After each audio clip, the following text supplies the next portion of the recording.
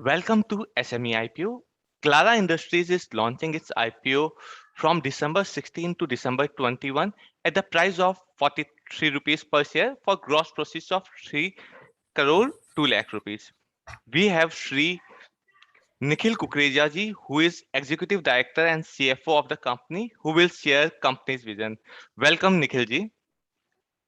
जी sir sir आप नमस्कार अपनी जी। नमस्ते जी। सर आप अपनी कंपनी का यूज ऑफ प्रोसीड बताएंगे कि आप जो पैसा रेज करेंगे वो कहाँ पर यूज करेंगे? ये टोटल हमारा उसी में कॉर्पोरेट जो आईपीओ का जो कॉर्पोरेट पर्पस में लगता है 64 lakh rupees and 2 crore rupees उसमें लगेगा हमारा वर्किंग कैपिटल में, थैंक और यू 33 लाख रुपीस हमारा जो सा आईपीओ रेजिंग का जो खर्चा आता है उसमें। Thank you sir. और सर आप अपनी कंपनी का बिजनेस मॉडल बताएंगे कि आपका कंपनी मेनली करती क्या है? जी जी, हमारी कंपनी बेसिकली उसमें है प्लास्टिक पैकेजिंग में। मल्टी लेयर के हम पाउचेस बनाते हैं, मल्टी लेयर के प्लास्टिक शीट्स बनाते हैं, प्लास्टिक मैट्स बनता है हमारे यहाँ लूम्स हैं। इधर नदर्न इंडिया में one of the single unit है जो हम प्लास्टिक मैट्स बनाते हैं। अभी अभी हमने इंट्रोड्यूस किया है प्लास्टिक बैंगल्स को, हम प्रोड्यूस करना स्टार्ट किया है हमने।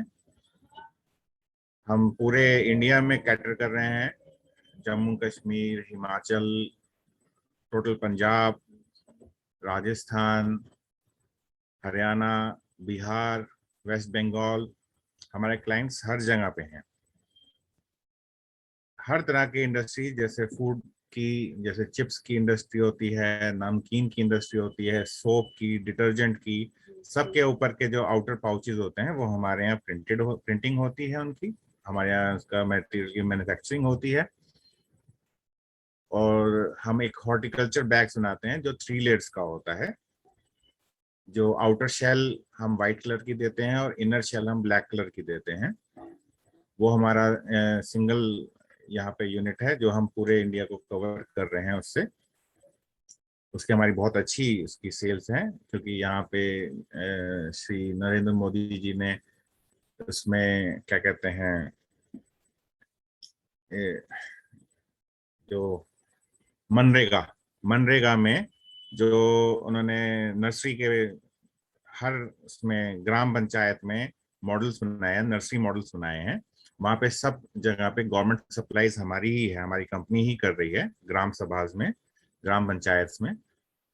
और हमारा बहुत अच्छा क्लाइंटेज है, मतलब हम आगे हमारी जो ग्रोथ हो रही है, हम उसके लिए भी हम आपको थोड़ा सा विस्तार से समझाएंगे कैसे कैसे हम आगे जो हमने इसका मॉडल रखा हुआ है।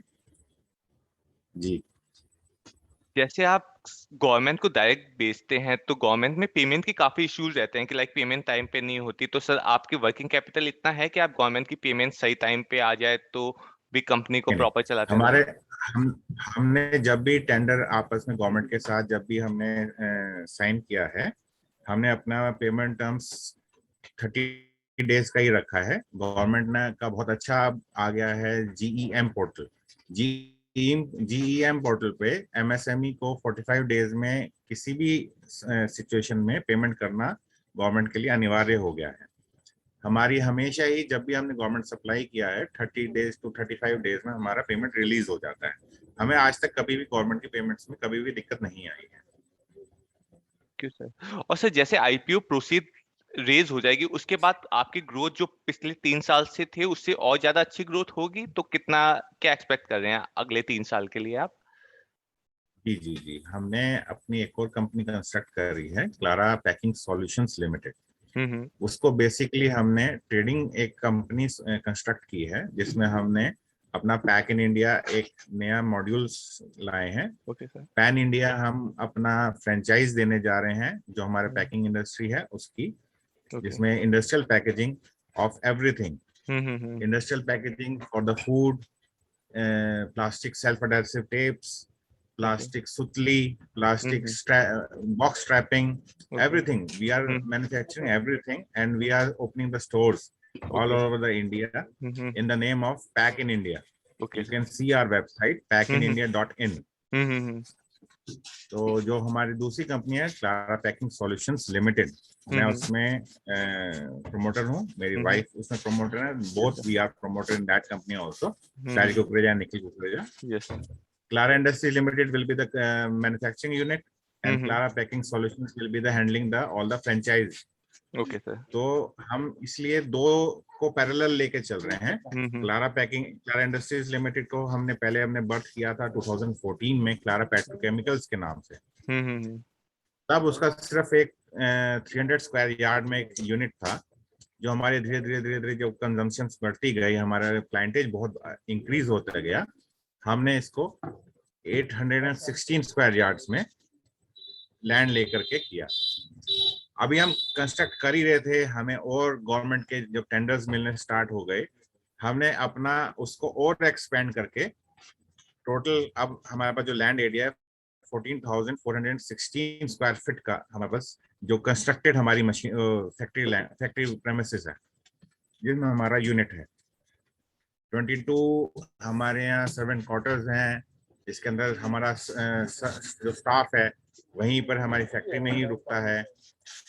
हमारे पास 24 आवर्स का पावर बैकअप रहता है, 24 आवर्स का स्टाफ का रहता है।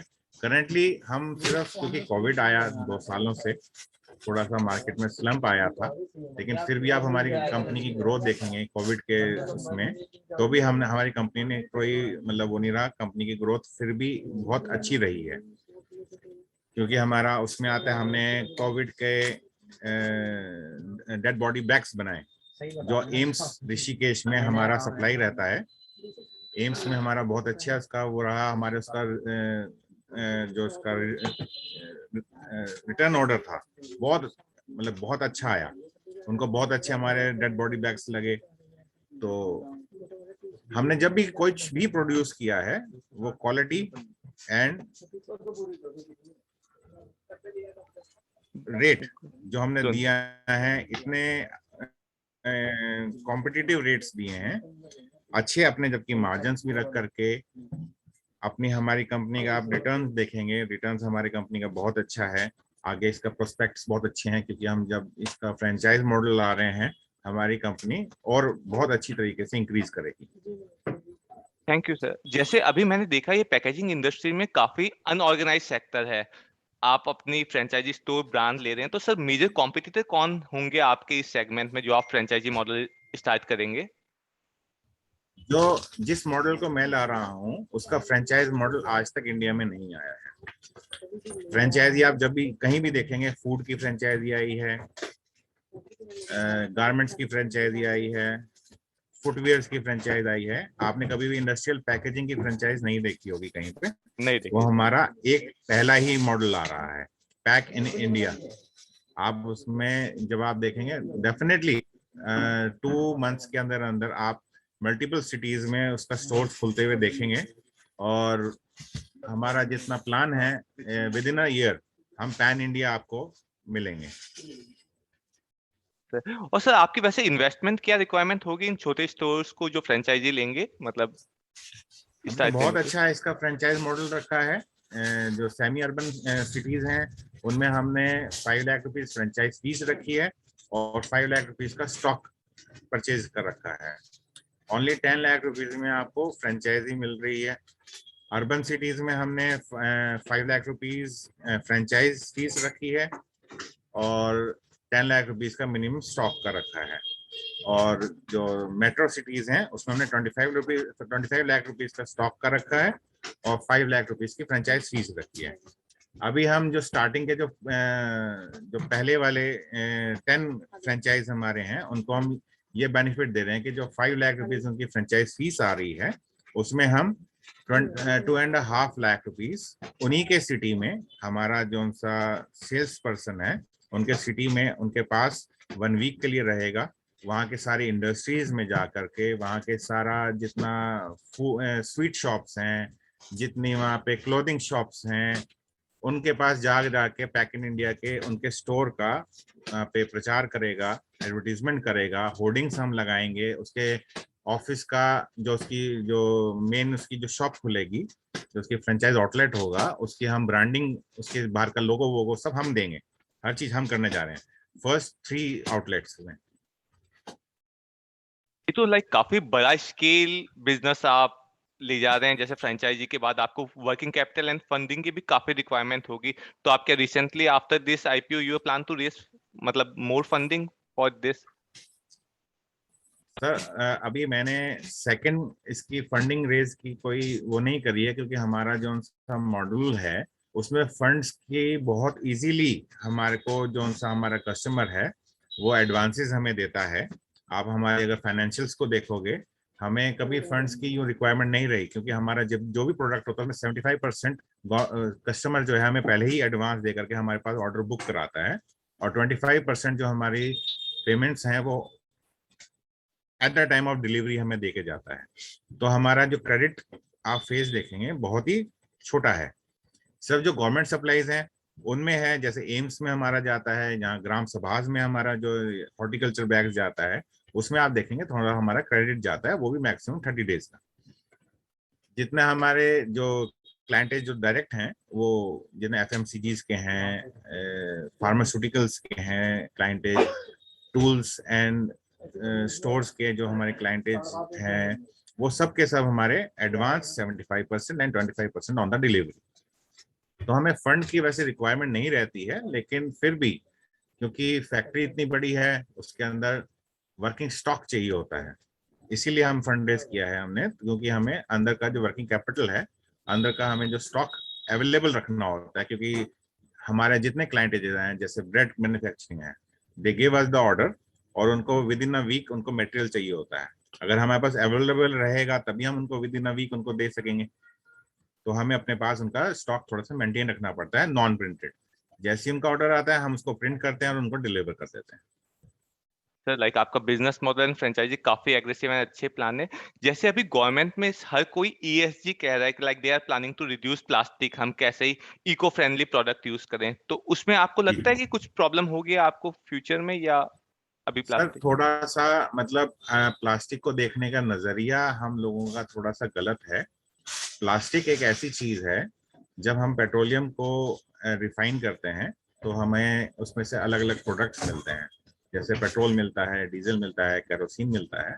तो सबसे नीचे जब उसके जो आप उसके जो प्रोडक्शन सेगमेंट में देखेंगे तो सबसे जो नीचे का प्रोडक्ट है वो होता है नेफ्ता। नेफ्ता से नेफ्ता की क्रैकिंग यूनिट्स हैं, जैसे हमारे रिलायंस है, गैल है, हल्दिया है। तो ये उसको क्रैक करके उससे पॉलीमर्स बनाते हैं जो हमारा प्लास्टिक पॉलीमर्स कहलाता है। अगर आप इस वक्त पीछे जाएंगे 1952 1940 में जाएंगे, जब प्लास्टिक का वो नहीं हुआ था, इतना कॉमर्शलाइजेशन नहीं हो पाया था, तो नेफ्ता को हम क्या करते थे, उसको हम सी में डंप किया करते थे। अब जब उसको हम उस टाइम सी में डंप करते थे, आज भी अगर हम देखें, अगर हम प्लास्टिक को यूज ना करें तो कहाँ पे जाएगा वो नेफ्ता, कहाँ जाएगा, सी में ही डंप होगा। अब हम उसी नेफ्ता को क्रैक करके प्लास्टिक में कन्वर्ट करते हैं। आप अपना कहीं भी देखें प्लास्टिक हर जगह है, प्लास्टिक है। तो करंट जो सिचुएशन है, जो हमारी जो जीवन शैली चल रही है, इसीलिए इजी है। आप जो ये टी शर्ट आपने पहना हुआ है ये 100% प्लास्टिक है। अगर आप पॉपुलेशन के अकॉर्डिंगली अगर आप इसको जब आप कोरिलेट करेंगे तो आप देख करके आप हैरान हो जाएंगे कि जितनी हमारी अब इंसान की पॉपुलेशन हो चुकी है, इतना तो वूल अब मतलब प्रोड्यूस ही नहीं हो पा रहा, इतना तो कॉटन नहीं है, तो इतना हमारे पास जो कपड़ा आ रहा है वो कहाँ से आ रहा है। अब हम इस प्लास्टिक के बैग्स की तरफ हम सिर्फ एक नजरिया बना के रखते हैं कि प्लास्टिक बैग्स गलत है, प्लास्टिक बैग्स गलत है। प्लास्टिक बैग्स बिल्कुल भी गलत नहीं है, प्लास्टिक बैग्स है तो इंडस्ट्रियलाइजेशन इस पूरे वर्ल्ड में आई है।